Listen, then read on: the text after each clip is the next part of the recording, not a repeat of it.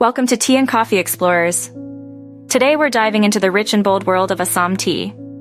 Whether you're a seasoned tea drinker or a curious explorer, you're about to master the art of brewing the perfect cup of Assam tea. Assam tea is known for its robust flavor and deep amber color. To bring out its best, start with fresh, cold water. Heat it to a rolling boil, around 212 degrees Fahrenheit or 100 degrees Celsius. Now, measure out 1 teaspoon of loose Assam tea leaves per cup. Pour the boiling water over the leaves and let it steep for 3 to 5 minutes, depending on how strong you like it. Strain the leaves, and there you have it, a perfect cup of Assam tea. Enjoy it plain, or add milk and sugar for a traditional twist. Thanks for watching.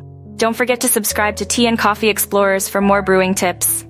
For more on coffee and tea exploration, check out our affiliate links for top product recommendations. Until next time, happy sipping.